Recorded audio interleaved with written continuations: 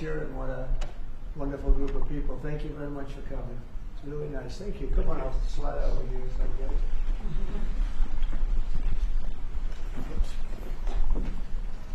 For the media, I will tell you, this is a serious group of people. Right? That's great. Thank you very much. Look at all of it. Wow, look at the people. It's seriously the biggest business people anywhere in the world, so I think it's a great tribute. Whatever they're teaching you well, right? Thank you very much. You're welcome to the White House as we celebrate Diwali, because they said there has to be a very heavy emphasis on the V, Diwali, the beautiful Hindu festival of lights, and that's what it is. It's a great festival and it's amazing people. I'm pleased to be joined by the Director of the National Intelligence and a woman that's done a fantastic job, Tulsi Gabbard, wherever you may be, Tulsi. Hi, Tulsi. FBI Director Kash Patel, who's really hitting his stride. Kash, where's Kash? Right here. He is hitting his stride. That's the way we like it. Assistant Attorney General Harmeet Dillon. Harmeet. Right here, sir. Hi, Harmeet. And Pastor Paula White. She's been fantastic. She's been with us right from the beginning. We're greatly honored to be joined by the Indian Ambassador to the United States, Vinay Quatru. And it's very nice. You pronounce it perfectly. Ah, that's right. Oh, I wasn't too far off there. And his wonderful wife. And thank you very much. It's a great honor to have you. As well as our new ambassador to India. This is a nice, easy name, Sergio Gore. Sergio, congratulations, Sergio. You're going to do a fantastic job. And thanks as well to incredible Indian American business leaders, the biggest in the world, really. If you look at these companies, what they've done, the biggest in the world. CEO of IBM, Arvind Krishna, and Arvind, congratulations. I know you're working hard on a couple of jobs that I'm watching, and good luck with them, right? Yes. Good luck. It's amazing what you've done. Chairman and CEO of Adobe, and that Adobe is big stuff, and that's Shantanu Narayan. Thank you. Thank you very much, Shantanu. Nice to see you. Thank you very much. CEO of Micron Technology, we know what that is, Sanjay Marotta. Sanjay, nice to see you again. And CEO of Palo Alto Networks, Nikesh Arora. And I want to thank you very much for a great success. It's a hell of a group of people. And in addition to that, we have a lot of other tremendously successful people gathered. On behalf of all Americans, let me also extend our warmest wishes to the people of India. I just spoke to your Prime Minister today. We had a great conversation. We talk about trade, we talk about a lot of things, but mostly the world of trade. He's very interested in that. Although we did talk a little while ago about let's have no wars with Pakistan. And I think the fact that trade was involved, I was able to talk about that. And we have no war with Pakistan and India, and that was a very, very good thing. But he's a great person, and he's become a great friend of mine over the years. In a few moments, we'll light the Diya as a symbol of faith in the victory of light over darkness. It's a beautiful term, light over darkness. That's what it's all about. It's knowledge over ignorance and good over evil. During Diwali, revelers recall ancient stories of enemies defeated, obstacles removed, and captives freed. The glow of the Diya flame reminds us to seek the path of wisdom and to work with diligence and to always give thanks for our many blessings. And we do have many blessings. Everybody in this room has many blessings. And even I will say, I'm not going to use the word fake news, I refuse to use it. Media has some good blessings. One of the blessings is that you didn't have to stand in the mud outside anymore. You know, you now have a beautiful stone surface, the identical color of the White House.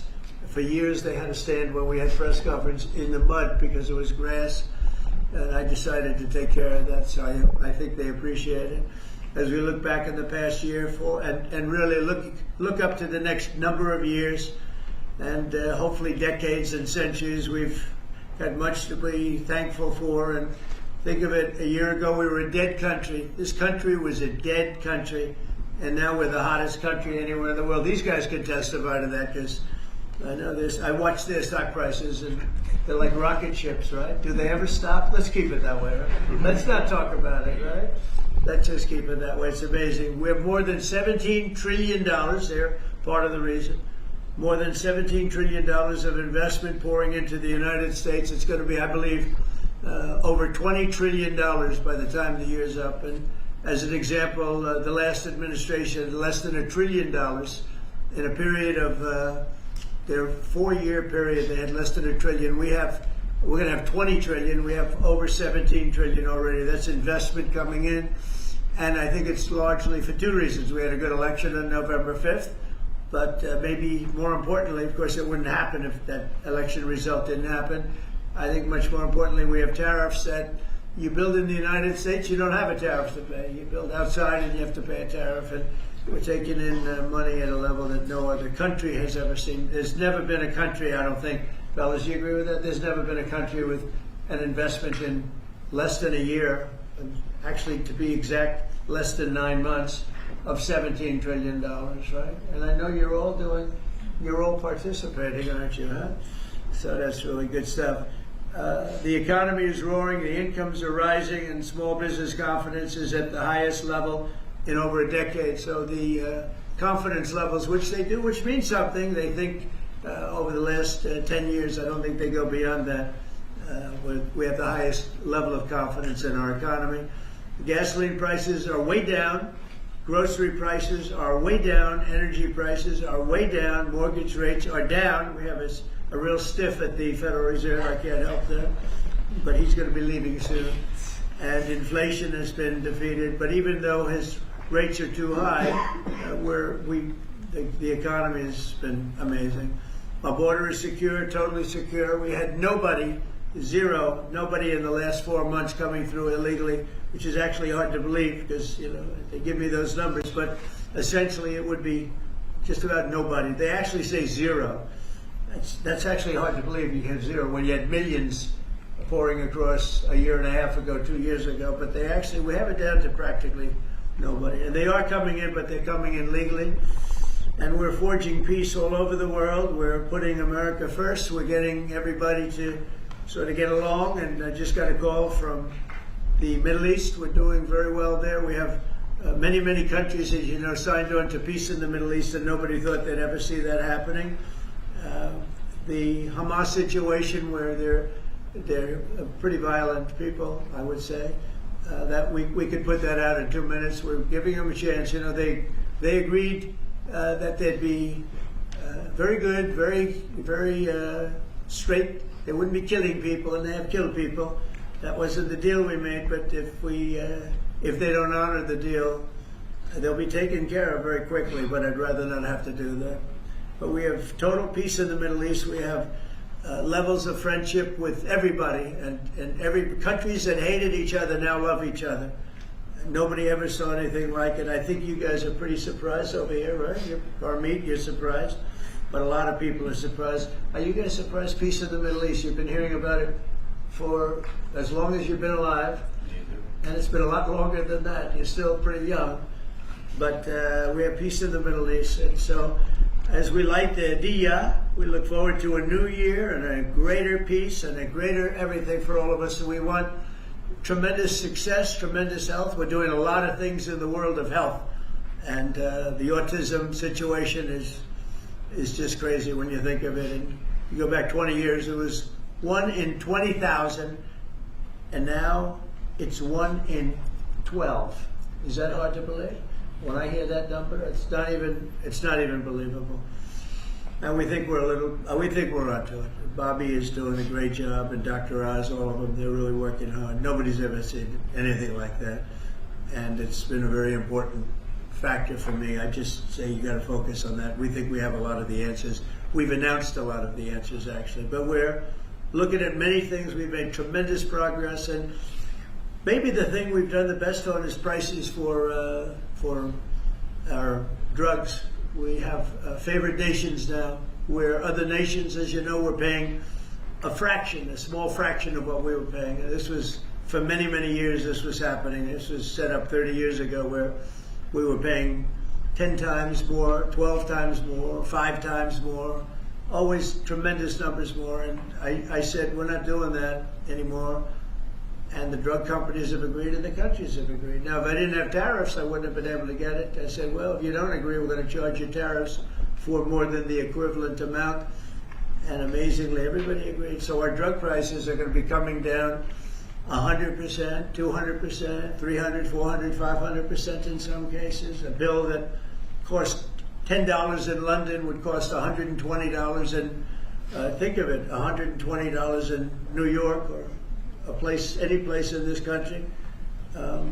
A drug that cost $86 in Berlin cost $1,300 in New York and throughout the United States. So we're not doing that anymore. So we're just not doing it anymore.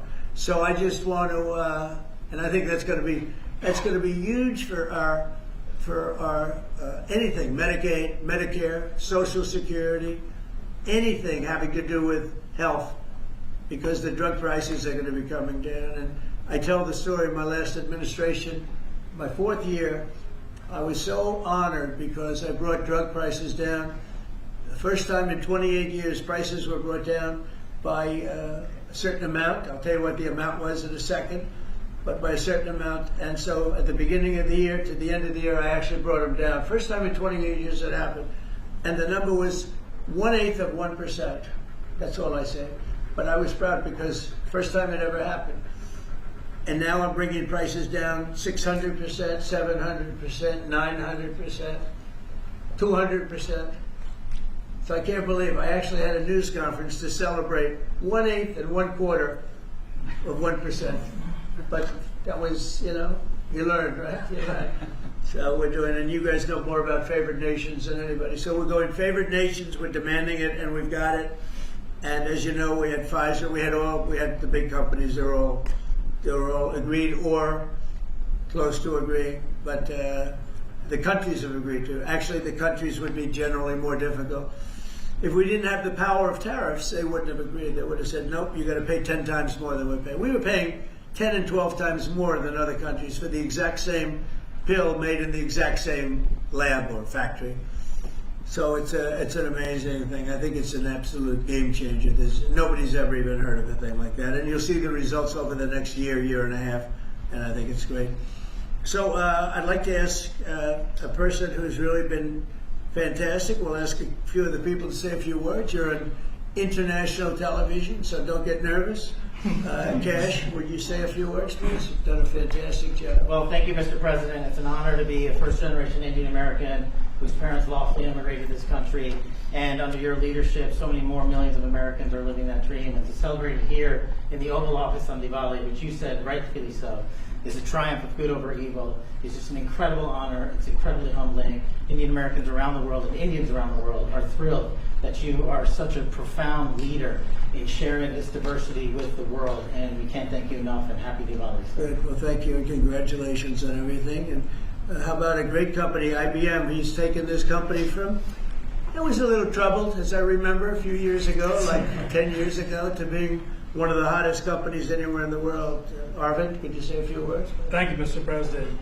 In the spirit of Diwali, we should also acknowledge all that the President and the administration is doing to really boost technology, innovation, and that leading to economic growth. I want to point out, people forget often how much public and private partnerships in the United States have mattered to boost technology. You look at semiconductors, you look at space, you look at the internet, mobile, and hopefully quantum down the road. So, Mr. President, I'd like to thank you for all that you're doing to boost our technology leadership. Well, you have done amazingly, and I just think it's incredible. I know exactly what you've been through, because it was a troubled company until you came along, and you made it very untroubled. You made it a rocket ship, so I congratulate you. Thank you, Arvind, very much. We have a very, very great company, Adobe and Nishanta. Could you say maybe a few words, please? Sure. Thank you, Mr. President. And first, it's such an honor, to be here in the Oval Office and to celebrate Diwali, which for all of us growing up, as you pointed out, was, the victory over triumph over evil, light over darkness. I think what you're doing, Mr. President, to have peace and prosperity and investment in this country is just amazing. And as a company, I think hopefully everybody here is using Photoshop in order to, take all these pictures. But I would really like to thank you for your leadership and we will continue to invest in the U.S. to make sure that we continue to drive innovation. And Thank you. your investment's been very large. So how much have you invested and do you plan to invest in the U.S.? As far as our investment is concerned, it's all intellectual property, it's people, so we make everything here, so that's the software. That's good. And so we're a $20 billion revenue company now, we're one of the largest software companies in the world, and headquarters is Silicon Valley. So That's thank you, very Mr. good. President. Fantastic job. How much are you investing, IBM? 150 billion over the next 5 years. 150 billion, that's good. Micron's doing pretty good. How's Micron doing? Okay, pretty good. Mr. President, really a great honor to be here today celebrating Diwali with these excellent peers of ours from the tech industry. And Diwali stands for light, hope, renewal. And the United States is light to the rest of the world. And particularly on the renewal piece, I just want to really applaud you and your team in terms of bringing Renaissance semiconductor manufacturing here to the U.S. So Micron is investing $200 billion, $200 billion. $200 billion in leading edge memory manufacturing, and in the course of next few years, we'll have 40% of our manufacturing here in the U.S. And this will add, over the course of years, 90,000 jobs and $1.5 trillion impact to the economy. So we are very thankful to the support that we get from your team and Mr. President, from you, in terms of bringing memory here to the U.S. And memory is key with AI today, right? Yeah. You always talk about memory. I have a good memory. Those machines have a better memory, right? No matter what you do. Absolutely. That's fantastic, really fantastic. Nikesh at Palo Alto is a hot one. And tell me about that. Go ahead, please. Mr. President, thank you for having me here, and it's a pleasure and honor to be Great here honor. to celebrate Diwali with you. As my colleagues have said, this is a triumph of good over evil and prosperity, and what you've done the last 9 months in terms of making the United States one of the most business-friendly administrations and allowing us all an opportunity to invest, not just in technology but in our people, is just amazing. We are now the largest cybersecurity company in the world, and we just recently that's good. recently spent $25 billion in sourcing technology. So all cyber security is made in the United States, because we believe that the next bastion in the world is going to be cyber war, and we just want to make sure we are prepared as a country and really show off our companies and our critical infrastructure. Fantastic job. It's amazing what you've done. And all of these people, to me, they mean two things. Big investment, but the big investment I like because of jobs. It's tremendous number of jobs that they've produced. Would you say a couple of things about your great company, please? Thank you, Mr. President. I'm with Stone Point Capital, private equity, which I'm sure you know, and we just raised a new $11.5 billion fund, and we obviously invest very heavily in financial services technology, and so it's actually an honor to be here in the Oval Office with you, and as a fellow Wingfoot member too, I've always it's always a pleasure to be with you, and I got to tell you, you're the best president that I've ever seen, and we're so proud of you. Thank you very much. I'm glad I asked him to say that. Would you like to say something about the great job you're doing? Right here. Anybody back here? These are all incredible people that everybody looks, in the business world, everybody looks up to them. Please, go ahead. Would you like to say something? Thank you for your Go ahead, leadership. please. Thank you for your leadership. I love that. I love this. I didn't ask him. I'm running a tech business for Thank you. 21 years. We build products on AI and machine learning. Thank you, Mr. President. And it's going great, right? Yes. Good. How about over here? We have some very unshy people. Harmeet, how about saying a few words? Well, thank you, Mr. President. It's a tremendous honor to have supported you 3 times and been part of your administration. And on this day of Diwali, I say on behalf of the United States Department of Justice that the message of the triumph of good over evil and knowledge over ignorance and justice over injustice is something that your administration is personifying, and it's a tremendous honor to be part of it, and thank you very much for including us here today. Good, and you're at the DOJ and doing a fantastic job. I Thank you, hear sir. her. That's good. She's doing a good job, Cash, right? She's been And outstanding. Tulsi, we know, is doing a good job. What do you think, Tulsi? Yes, sir. Thank you very much. You are doing today what you have done throughout your time in service, is bringing people together from all across the country and all different backgrounds. And This day is, of course, very special to so many of us because while it is the celebration of hope and light and renewal, we can never forget that the source of that hope, light, and renewal comes from God's love for every single one of us. And so today we celebrate God, His love, and the blessings that He has shared with all of us. Oh, fantastic. Thank you all very much. Anybody like to say anything? Would you like to say something, please? Mr. President, let me start first of all by expressing a deep sense of gratitude for opening up White House, Oval Office, your home, to mark Diwali's Festival of Lights, which is celebrated by over 1/5 of humanity. And as Cass said, you are showcasing the strength of diversity through this celebration. So it's truly a great honor. Thank you very much for that. May I also, on behalf of my Prime Minister and my own behalf, wish you and your loved one a very, very happy Diwali greetings, particularly to over 5 million strong Indian diaspora in the US. That's right. And may I close by making a wish, which is normally we do for Diwali. We wish that the light of Diwali continues to shine on your success and on the strength of India-US partnership. Thank you very much. I spoke to him today. He's doing well. And your country is doing very well. You know that. Thank you, Mr. President. So we're supposed to light something, but I thought maybe because he's had such an outstanding year, I'm going to ask Arvind to maybe do the honors. Can you handle it for me, Arvind? I think you might do a better job than me. So if you could take care of that, it'd be great.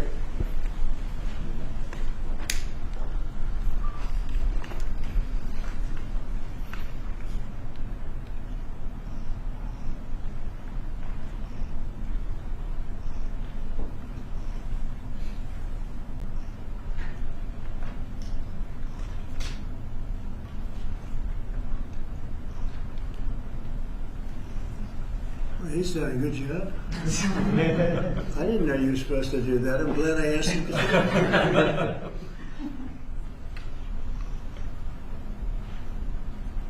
Would you like to come to the light? Yeah, if you want.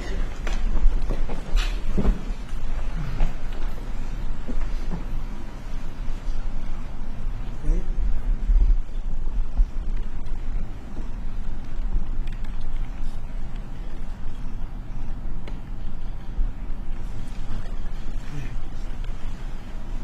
Thank you, Mr. President. Thank you all. Thank you.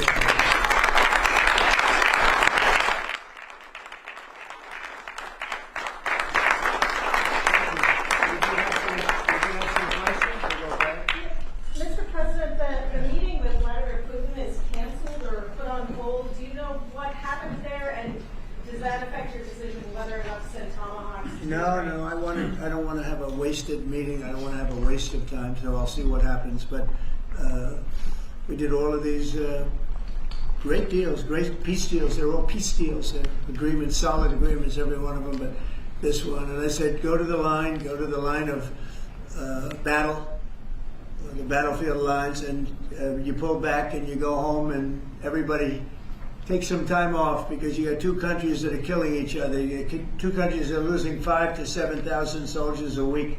So we'll see what happens. We haven't made a determination. Mr. President, are you asking the Justice Department to look into the federal investigations into you and look for compensation, and how much are you asking for?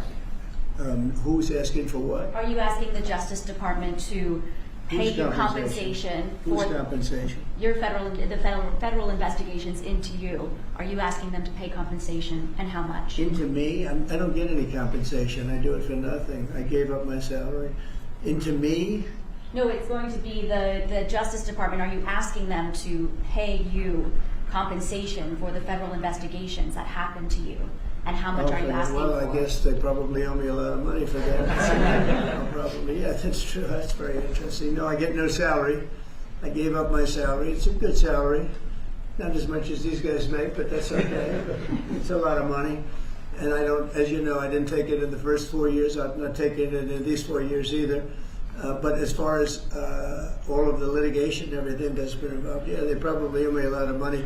But if I get money from our country, I'll do something nice with it, like give it to charity or give it to the White House where we restore the White House. And we're doing a great job in the White House. As you know, the ballroom is under construction. It's going to be, they've been trying to get it for 150 years, and it's really, I think it's going to be fantastic. But we'll see what happens. I mean, we have numerous cases having to do with the fraud of the election, the 2020 election, and because of everything that we found out, I guess they owe me a lot of money, but I'm not looking for money. I'm looking for really, I think it's got to be handled in a proper way. If it's not handled in a proper way, we don't want it to happen again.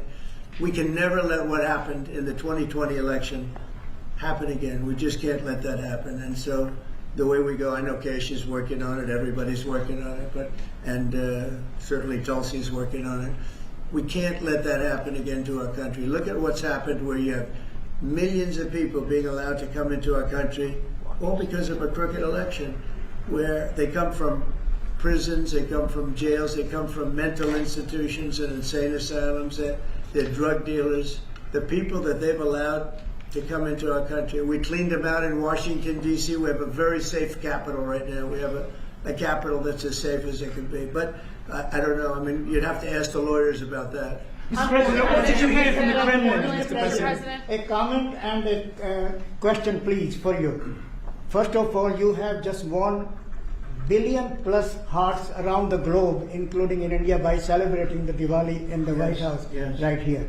And my other comment is, Mr. President, I like his question already. In February, you and the White House staff gave a warm welcome to the Prime Minister of India, Mr. Narendra Modi. Right. And after that, I decided to make a short trip to India for you, how popular you are in India. And I went there in a holiest also festival there. Millions of people were there. And also Prime Minister Narendra Modi was addressing a media event, 5,000 people. I was one of them there listening to him. And when I went to several states in India, what I found out, Mr. President, 3 people are most popular there. Prime Minister Narendra Modi, President Donald Trump, Mr. Kash Patel, and also with the surprise, our White House Press Secretary, Carolyn Levitt. She's doing good, right? She is doing good. And, Superstar. And Mr. President, my question is, you had a great relationship with the people of India when you visited India, and with the Prime Minister of India, Narendra Modi, and also with the Indian American community. Where do we stand today, all those relations from 45 to 47 in the future, Mr. President? Please, thank you. Well, we stand great, and the people of India, I love the people of India, and we're working on some great deals between our countries. I spoke to Prime Minister Modi today, as I mentioned before, and we just have a very good relationship.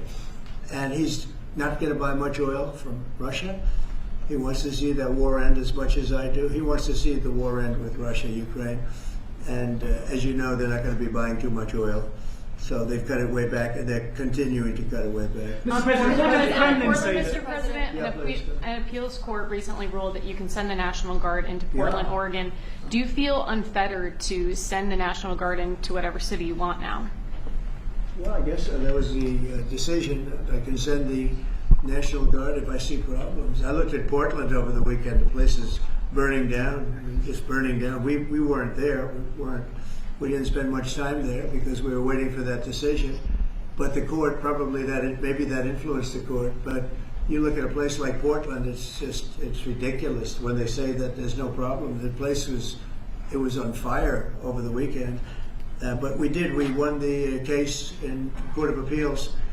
I think it was the Ninth Circuit, so that's pretty good. And a very strong opinion that we have the right to use the National Guard. You would think that would be common sense. We have the right to use the National Guard to put out trouble. Well, that's how I got elected. One of the reasons I got elected. Mr. President, what changed your mind after talking to Vladimir Putin between then and now? Why did you think that a Budapest summit might be wasted time? Well, I didn't say anything. I didn't say it would, and you never know what's going to happen. But a lot of things are happening on that front, on the war front with Ukraine and Russia. and we'll be notifying you over the next 2 days as to what we're doing. Did you hear But something? a lot of things are happening. Did you hear something? I think we're going to get it solved. Yeah, please. Mr. President, on Ukraine, do you still see a chance for a ceasefire? And what is Say it Putin again. asking for? What? Do you still see a chance for a ceasefire? And what is I do. Putin Yeah, I asking do. for? I do. It's a vicious look. It's a vicious war. It doesn't really affect us. We sell equipment to them. We sell equipment to NATO, and NATO gives it to Ukraine, but we don't pay anything anymore. Biden spent $350 billion. The war would have never happened if I were president. Would have never, not even a million years. And Putin knows that too. Would have never happened. But it did happen, and I came in, and I have to see if I can put it out. But it doesn't affect us because we're not losing soldiers there. Although, when I first came in, that could have ended up, it's not going to happen, but it could have ended up in World War III. That was really out of control. So now it's, they're shooting and they're killing people, and I think Putin wants it to end, and I think Zelensky wants it to end, and I think it's going to end. What is Mr. that? President, Mr. President said he reached out to you about meeting on the government shutdown. Will you meet with him before you leave for Asia on Friday? Well, I will actually. I'd love to meet with them. I just want them to open up the country first. You know, the country is so hot right now, and they've never voted against, you know, continuation. They've never voted against. They've never done that. They're doing this because they have Trump derangement syndrome. But I would love to meet. I would like to meet with both of them, but. I set one little caveat. I will only meet if they let the country open. They have to let the country open. The people want to go back to work. They want to be served. They need the services of some people, and a lot of people need the money, the payroll. So I'll do it as soon as they open up the country. I'd like to meet So them. you won't meet with them until, Mr. President, just to be clear, you won't meet with them until the government's open. The government has to be open, yeah. The government has to be open. President. You know how long it would take for them to do that? Just say, okay, government's open, that's it. There is nothing. How long They're do you not think negotiating. they'll go? What they're doing is saying they lost the negotiation when we got the great big beautiful deal done. They lost that negotiation. Now they're saying, well, we want to get some of the things we lost. But the problem is the things they lost are very bad for our country. We don't want to have people come over from all over the world, from prisons and all, and have them have their health care paid for. We want to take care of people that are American citizens and all. So they want $1.5 trillion of money to be wasted and jeopardize the health care of other people. We're not going to do that. So I would love to meet with them. We want the country open first. Mr. President, a new poll shows that if Curtis Sliwa dropped out of the New York mayoral race, then Andrew Cuomo would only trail Mondani by 4 points. Would you call Curtis Sliwa to drop out of the race so that can happen? Well, I looked at the polls, and looks like we're going to have a communist as the mayor of New York. It'll be very interesting. But here's the good news. He's got to go through the White House. Everything goes through the White House, at least this White House it does. And we'll have to see what happens. But if he dropped out, he's not going to win. And not looking too good for Cuomo either. But maybe, I don't know, if he dropped out, maybe Cuomo would have a little bit of a chance, but not much. Because it looks like the lead is, it's not a great lead, but it's big enough that he should be able to win. So, you know, I don't know that I want to get involved. It's really a question of, would I rather have a Democrat or a communist?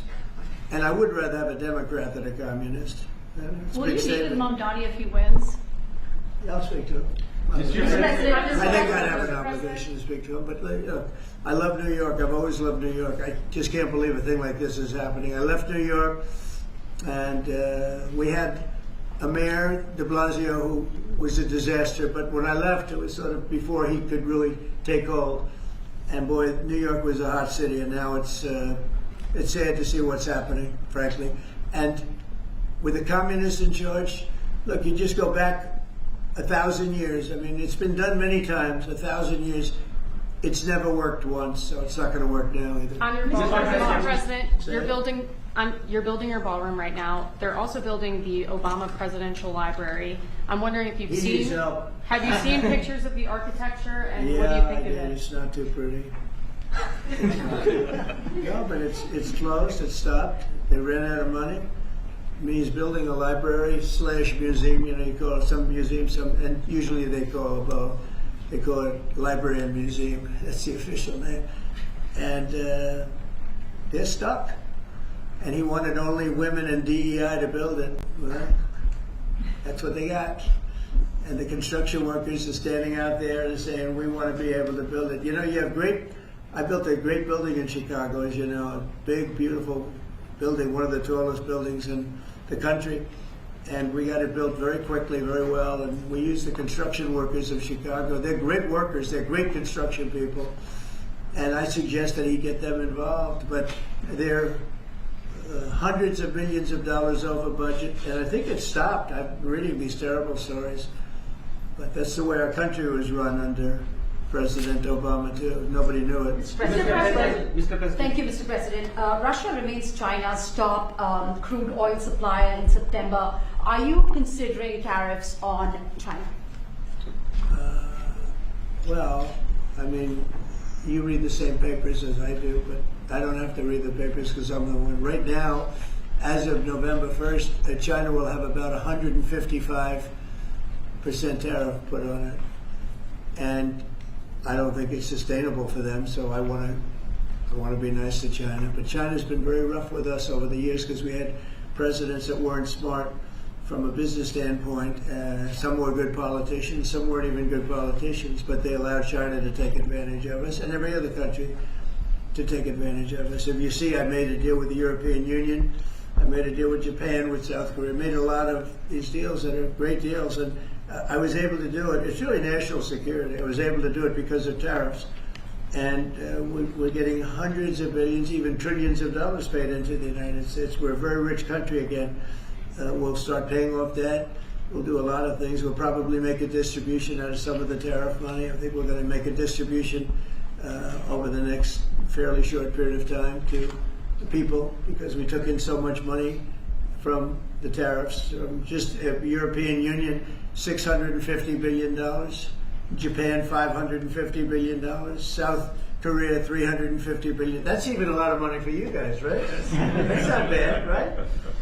But no, we're taking in a lot of money, and it keeps people like this here because that's why they're coming in. I mean, you wouldn't be, I mean, I'm not going to speak for you, but generally they won't be coming in if it weren't for tariffs.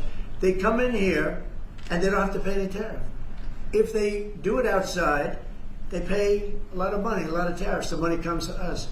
And in order not to pay the tariff, they come and they build here. That's why we have more plants under construction than we've ever had in the history of our country. And you wouldn't think it's complicated, but you would have thought somebody would have done this a long time ago, sitting in this beautiful seat behind what's called the Resolute desk. You know that, right? This is a very famous. This is even more famous than any of your desks. But your desks are very good.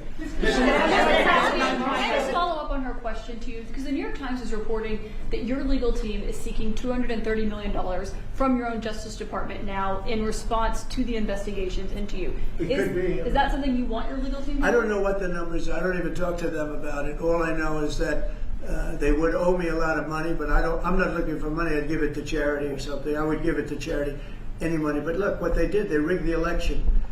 And as you know, we had, in one case, 60 Minutes had to pay us a lot of money. George Slobodanopoulos had to pay us a lot of money, and they already paid. You know, they paid me a lot of money because what they did was wrong. And you know, when somebody does what's wrong, now with the country, it's interesting because I'm the one that makes the decision, right? And you know, that decision would have to go across my desk. And it's awfully strange to make a decision where I'm paying myself. In other words, did you ever have one of those cases where you have to decide how much you're paying yourself in damages? But I was damaged very greatly, and any money that I would get, I would give to charity. Thank you, Mr. President. Is the Democrat Party now more Zoran Mandani's party than it is even Leader Schumer's or Leader Probably Jeffries? is, yeah. I mean, maybe he'll run for president in 4 years. You have a communist president. That would be interesting, right? I don't see it happening. You know, I've always said you will never see, and I always talked about socialism, and you will never see a socialist so-and-so. And I was right. I say it in speeches. We will not have socialism in our country. And I was right. Communism, yes, but socialism. In other words, they skipped socialism and they went down to communism. No, he's a communist, and he's going to be maybe the mayor of New York. I don't know. Maybe, you know, polls are wrong, but these polls seem to be pretty consistent. But he would be, I would say he would be the leader of the party. It's not Schumer. Schumer's shot. He's shot. This poor guy, I feel sorry for him. I've known him for a long time, but he's I think he's mentally gone. He's been beat up by young, radical lunatics. And I think Chuck Schumer is, he's gonzo. I really do. I think he's probably not going to run. It shows that he's losing in every poll. Now, this is hard. You know, he wants to meet with me. It's sort of hard to meet with a guy after I make a statement like that, but I'm just giving the facts. I think Chuck is probably finished. I know some people, Democrats, that would be good. Some good politicians and some, you know, reasonable people. But I understand that they would not have a chance of, you know, getting even the concept of holding the torch. They're not going to get it. But they have some people that I really believe they're low IQ people. They're stupid people. And they seem to be leading the party. So we'll see what happens. Look, the Republicans are strong. We have great leadership. We're very strong in every way. And we're going to keep it that way. But we are really a strong party. You know, our party's grown magnificently. We've gotten, look at all the union votes I got. Nobody thought that was ever possible. Look at the election where I won popular. I won everything. I won all 7 swing states. If you win 3 or 4 swing states, you're doing great. I won all 7 by a lot. And I think the best thing when you look at districts, 2,700 versus 525. That's big. That's why the map shows all red. So we won in a tremendous landslide, and that's because people like our policy. I guess they like me, but they like my policies. Strong borders, good education, low taxes. You know, in the great big beautiful bill, we got the biggest tax cut in history. Not only no tax on tips, no tax on Social Security, no tax on overtime, we got the biggest tax cut in the history of our country in the bill that we just approved. And I think people see that and they like it, and that's why we're doing well, but they are not. They do not have leadership. Thank you very much, everybody. Thank you, guys. Thank you very much. Thank you, guys. Thank you.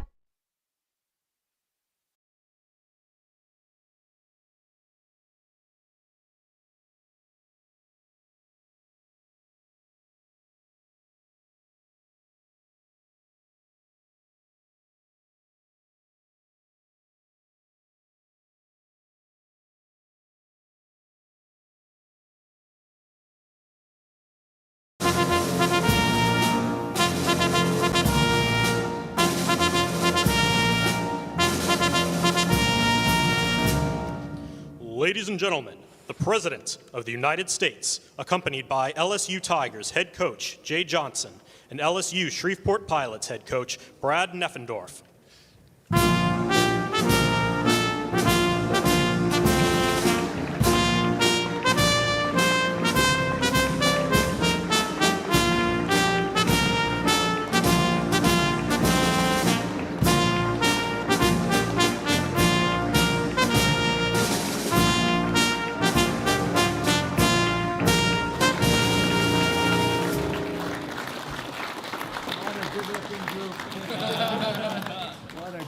Group of people. Wow, it's great. 2 pretty good coaches, right? Absolutely. I'd say so. A lot of good coaches up here. Well, I want to thank you. It's a special place to me, a special state. As you know, we won it by 36 points or some ridiculous numbers like that. And so when I was asked to do this, I said, "This is my honor." Please sit down. We'll have a little fun, okay? Thank you all very much. Great group of people. This place is crowded. You got a lot of fans. Who do you think is going to make it into the major leagues? Raise your hand if you think that.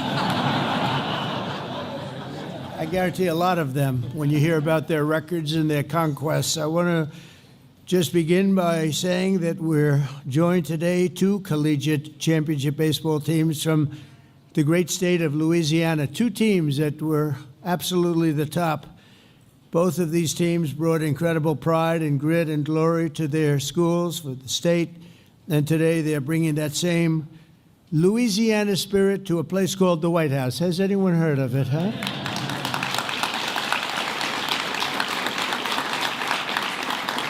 You know, we're building right behind us. We're building a ballroom. They've wanted a ballroom for 150 years. And I'm giving that honor to this wonderful place. I think we should do it. This was the ballroom, and this room holds 88 people. And the new one will hold 999 people, which is a difference. I say 999 because I didn't want to crack 1,000. I didn't want people to get concerned because that's getting big. But we're going to have, we'll have the most beautiful ballroom in the country. It's going up. And for those that are interested, we got to get back to baseball. But you see the gold drapes? That's a knockout panel. We knock it in. You go. That comes out.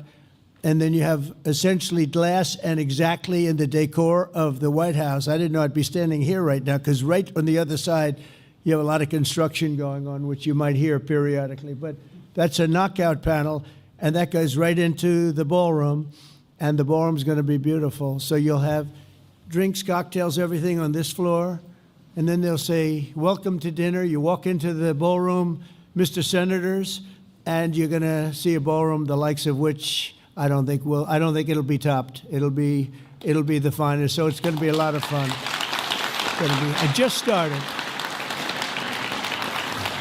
And it just started today, so that's good luck. We want the same luck that they had and the same talent. But I'm thrilled to welcome the 2025 NCAA College World Series champions. That's pretty good. The Louisiana State University Tigers. So where are you guys?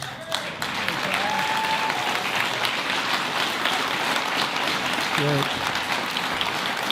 And of course, we have the 2025 NAIA Baseball National Champions, the LSU Shreveport Pilots. So those two teams, you'll hear about them in a second. And I want to thank the Tigers head coach, Jay Johnson, who I just met. These are great coaches, who led the team to its second championship win in just 3 years, and also is the LSU Shreveport head coach, Brad Neffendorf, who is the College Baseball Foundation's 2025 Coach of the Year. Not bad.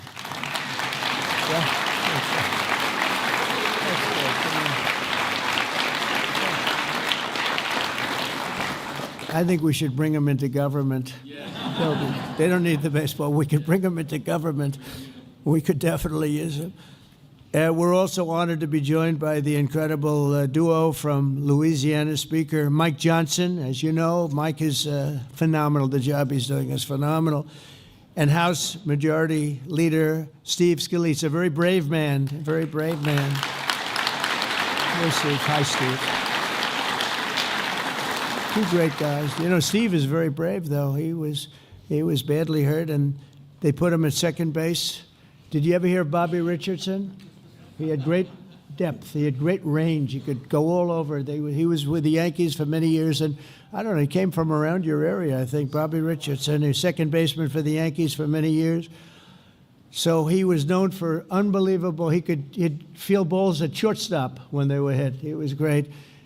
And when Steve was so badly injured, you know about that. Nobody ever really suffered like that. We thought he was a goner. Actually, I went to the hospital that night. But he came back, and a few months later, he's standing at second base, and he was having a hard time moving. I wouldn't say he had Bobby Richardson's range. Do you agree with that? And he was having a little bit of a hard time. He was coming at it. It was really a very bad experience for him. So he's standing in the stadium over here, the Washington Stadium, and a ball is smashed to him. The first pitch of the game, he's at second base, and he wasn't looking to be a hero. And he dropped to his knees, and he stopped it, and that was a hard hit. This happened from God. The first pitch of the game, it's ripped. You know what I'm talking about, Mr. Governor. The ball is ripped to him, hard ground ball. He falls to his knees, he blocks it, he grabs it, he throws it to first. They got him out. Nobody could believe it. Nobody could believe it. And they immediately took him out of the game because there was going to be no way, right? There was no way you were going to top it. It can only go down from there, right, Steve? And I said, this is amazing, but it was really something. We're also pleased to be joined by two wonderful people, senators, your senators, Bill Cassidy and John Kennedy. Thank you both for being here. Appreciate it very much. Very, very much. A lot of good political people in that state. It's been known for politics. I think I would say politics, baseball, and football, a little bit of football too, right? Representative Julia Letlow. Julia? Hi, Julia. How are you? Louisiana Governor Jeff Landry.